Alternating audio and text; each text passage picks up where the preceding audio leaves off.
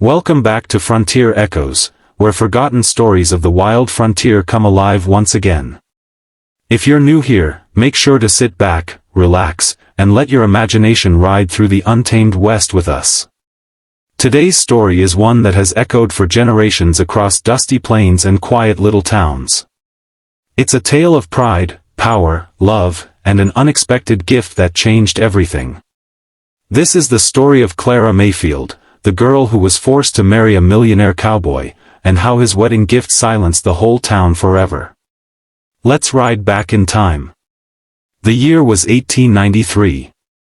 The sun burned low over the Texas plains, turning the fields into molten gold.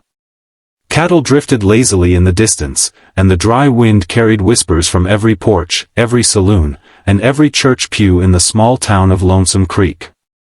In that town lived a 19-year-old girl named Clara. Clara wasn't just another rancher's daughter.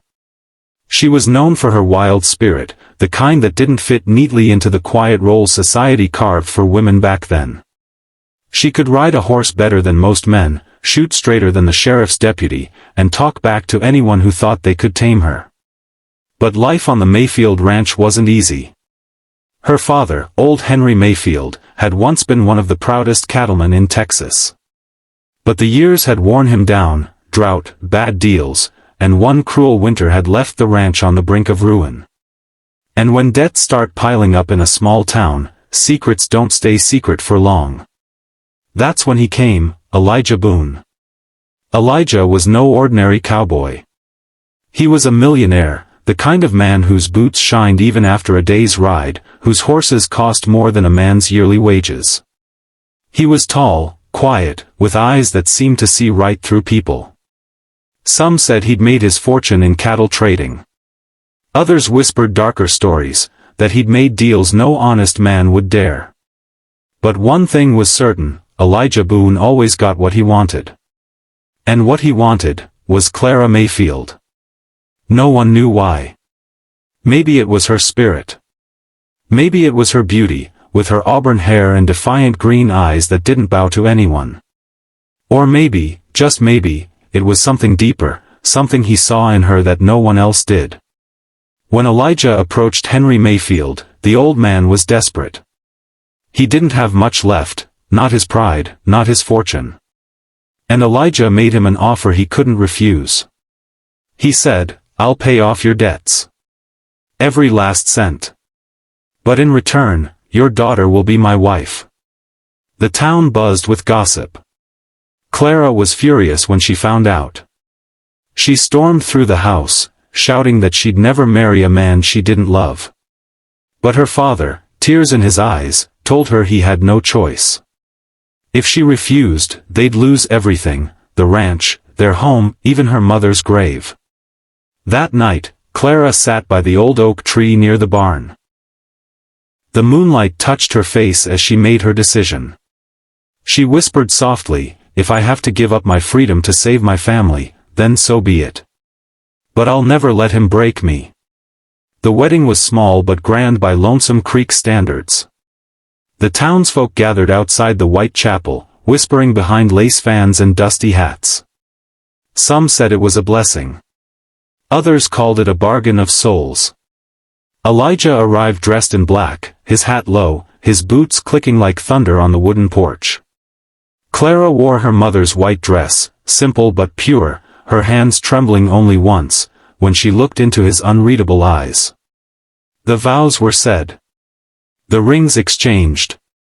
And just like that, Clara Mayfield became Mrs. Clara Boone. But what happened after the ceremony, no one was ready for. As the guests left the chapel, Elijah turned to the crowd and said in his calm, steady voice, "Before we leave, I have a gift for my bride." The townspeople leaned in, curious. What kind of gift could a millionaire give to a woman who never wanted his fortune? Elijah led Clara down the dirt road, past the church, past the saloon, until they reached the edge of town. There, standing under the afternoon sun, was a sight that made everyone gasp. A house. Not just any house. It was a mansion, built in secret over the past year, on land no one even knew Elijah owned. Its white columns rose high, its porch stretched wide, and in front of it was a fountain that shimmered in the Texas light like a diamond. Clara stood frozen. Elijah handed her a small brass key and said softly, "This is your home, Clara. Not mine. Yours. Whatever happens between us, this land, this house, this freedom, it belongs to you." The crowd went silent. In a town where women owned nothing, where wives were shadows of their husbands, Elijah Boone had just given Clara the impossible, independence. Even her father, speechless and trembling, couldn't believe it. That night, as the newlyweds entered their mansion, Clara felt a strange mixture of fear and admiration. She didn't trust Elijah. But she couldn't deny the way he'd looked at her, not with possession, but with respect. Days turned into weeks. Elijah rarely spoke, always busy with his business dealings. But when he came home, he treated her like an equal. He listened when she spoke. He let her manage the household, the gardens, even part of his ranch. He gave her books, something few women had. And though they slept in the same house, he never once forced his will on her. The town began to whisper again. Some said Elijah had lost his mind. Others said he was bewitched by her spirit. But no one could deny, the man who ruled over everyone in Lonesome Creek bowed his head for his wife. One evening, Clara found herself sitting on the porch, watching the horizon turn red. Elijah joined her, silent as usual. After a long pause, she asked, "Why me, Elijah? Why did you want to marry a girl who hated you?"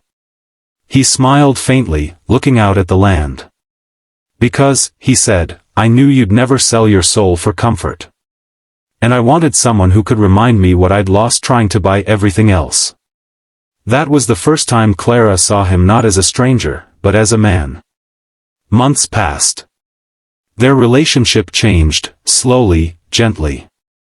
Respect turned into warmth. Warmth into trust. And somewhere in that quiet space between pride and forgiveness, love began to bloom. Then came the day everything almost fell apart. A fire broke out on the Mayfield ranch, Clara's childhood home. Her father was trapped inside. Without a second thought, she rode into the flames, fighting smoke and heat until she found him. She barely made it out alive. When she woke up days later, Elijah was sitting beside her bed, his face covered in soot and worry. He'd carried both her and her father out that night, risking his own life to save the man who had once sold his daughter away. And when Clara tried to speak, Elijah just whispered, "You don't owe me anything, Clara. You never did." Word spread across the town. People began to see Elijah Boone differently, not as a ruthless millionaire, but as a man capable of love and sacrifice. Years went by. The mansion became a place of hope, a shelter for travelers, widows, and families in need. Clara opened a small school on the property, teaching children who had no chance elsewhere. Elijah funded it quietly, never taking credit. When Henry Mayfield passed away, the entire town attended his funeral, and for the first time, Clara didn't cry out of regret or pain. She cried because she had finally understood forgiveness. Elijah and Clara never had children, but they built something greater, a legacy of compassion in a land once ruled by greed. And that mansion, the one that had silenced the town all those years ago, still stands today. Locals call it Boone Haven. Some say on quiet evenings, if you walk near the porch, you can still hear two voices laughing softly, a girl who once refused to be tamed, and the man who gave her freedom instead of chains. Their story isn't one of wealth or power. It's about what happens when love is earned, not bought. It reminds us that sometimes, the grandest gifts are not jewels or land, but respect, trust, and the courage to let someone be free. Thank you for listening to this story on Frontier Echoes. If you felt something in your heart tonight, if Clara and Elijah's tale touched a memory, a hope, or a tear, then take a moment to share it. Let someone else feel what you felt. And remember, not every story of the old frontier was written in dust and blood. Some were written in kindness. Until next time, keep your heart open, and your spirit wild. This is Frontier Echoes, signing off, where the past still whispers, if you just know how to listen.